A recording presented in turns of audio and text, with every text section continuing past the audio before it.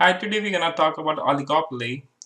So in oligopoly, there are fewer firms relative to perfect competition and monopolistic competition. Barriers to entry and exits are higher.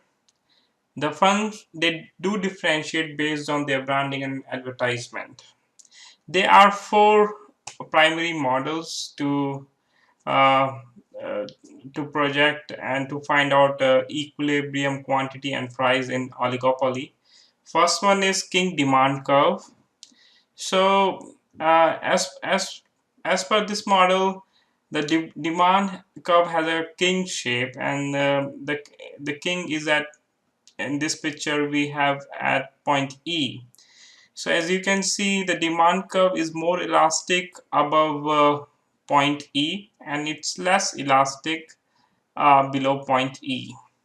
So what it means is, if a firm increase price of its products, the other firms in the market they do not follow that firm's price, and firm loses the bigger share in terms of quantity because uh, uh, to gain extra price they had to forego larger amount of quantity. When the subject firm wants to decrease price, it wants to the price goes below point E. All other firms also follow that firm's price, and they gain very little in terms of quantity. So although this model is quite intuitive and it does make perfect sense, but finding out this E point and P, it's very difficult in practical terms. Hi, the second model we can talk about is Stackelberg dominant firm model. So as per this model, there's a dominant firm, and the dominant firm demand curve is quite similar to the market demand curve, and the dominant firm has a low cost structure, and it plays a very big role in setting up the market price. So the other firm, which are a smaller firm or they are competitors, they just adjust their output quantity to match the price which is being decided by the dominant firm.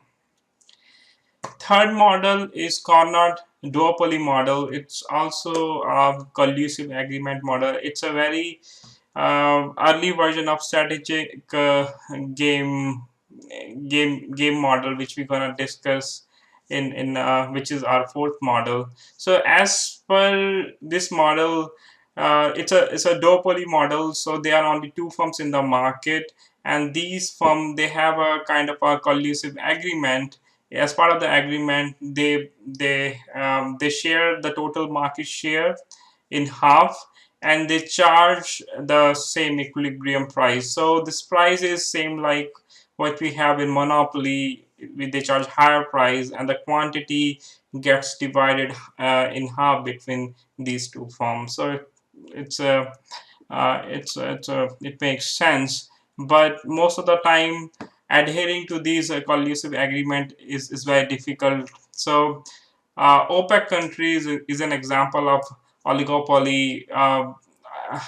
Adhering the collusive agreement between OPEC countries is very difficult, as we know in real life.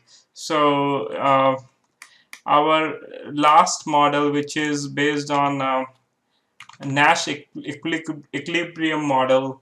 So it's based on a game called Prisoner's Dilemma. So as part of this game, uh, as we are showing in this picture, or it's in diagram here, there are two players.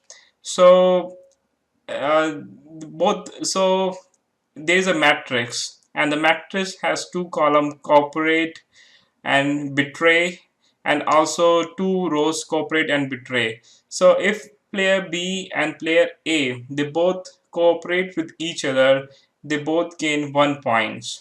So in case um, either player A or B betray, so in this second and third box, the person who is betraying wins 3 points, and the person who is cooperating doesn't gain any points, so it is at 0. So as you can see, uh, in case in the second box, player A cooperates, so it earns it doesn't it just gets 0 point, and player B who's betraying gets 3 points.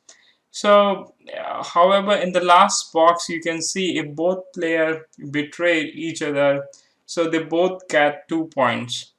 So as per the Nash equilibrium, the Nash the equilibrium is at this fourth box when both players are betraying each other, and the reason is this is at this box they are making the choice which is better for themselves. So by betraying, they will uh, they will get 3 points or they will get 2 points. However, by cooperating, by doing the cooperation, the maximum they can get 1 point and the minimum can get 0 points. So as per this theorem, so choices of all firm are such that there are no other choice that make any firm better off.